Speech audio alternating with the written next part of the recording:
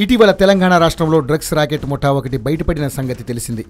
మత్తుమందుల ఊబిలో తెలుగు సినీ ఇండస్ట్రీకి చెందిన 15 మంది వ్యక్తులు ఉన్నారని, వీళ్లను త్వరలోనే డ్రగ్స్ కేసులో అరెస్ట్ చేస్తామని తెలంగాణ ఎక్సైజ్ శాఖ అధికారులు తెలిపారు. అయితే వీళ్లకు నోటీసులు జారీ చేసిందనే వార్తలు ఇప్పుడు తెలుగు చలనచిత్ర పరిశ్రమలోనూ సంచలనమైంది.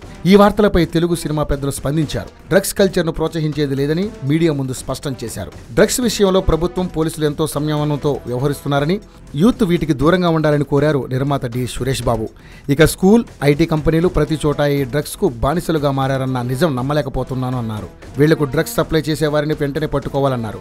ఆ తర్వాత డ్రగ్స్ తీసుకునే వాళ్లకు కూడా కౌన్సిలింగ్ ఇవ్వాలని అన్నారు. తెలుగు సినీ ఇండస్ట్రీలో ఇలాంటి వ్యక్తులు ఎవరైనా ఉంటే వాళ్లను సరిచేయాలని, ఇందుకోసం తెలుగు సినీ పెద్దలుగా ముందుంటామన్నారు.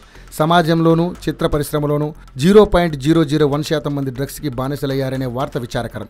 దాన్ని కూడా నిర్మూలించాలని కోరారు అల్లు అరవింద్. ఈ విషయంలో ప్రభుత్వం సూచనలను సీరియస్గా తీసుకోవాలన్నారు. చిత్ర పరిశ్రమలోని 10-15 మంది వల్ల సినిమా రంగం అంతటికీ చెడ్డ పేరొస్తుందని అన్నారు నిర్మాత అల్లు అరవింద్.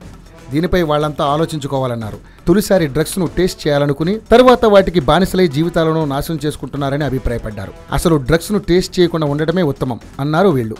మంచి పనులు చేయడంలో తెలుగు చిత్రసీమ ఎప్పుడు ముందుంటుందన్నారు. గతంలో నీరు మీరు, హుదూద్, మొక్కలు నాటే కార్యక్రమాలు చేశాం.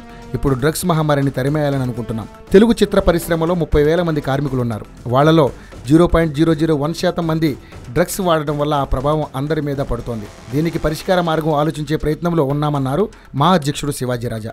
రచయిత పరుచూరి వెంకటేశ్వరరావు మాట్లాడుతూ, మన సొసైటీలో సినిమా జనాల సంఖ్య చాలా తక్కువైనా ఇండస్ట్రీ అంతా పర్ఫెక్ట్ గా ఉండాలన్నది మా తాపత్రయం. అలాగే ప్రజలు కూడా మన ఇంట్లో ఎవరు డ్రగ్స్ తీసుకోవడం లేదు కదా, పక్కింటి పిల్లలు తీసుకుంటే మనకేంటి అని వదిలేయద్దు. వాళ్లను మందలించండి, వాళ్ళ పేరెంట్స్కి చెప్పండి, అందులో తప్పు లేదు.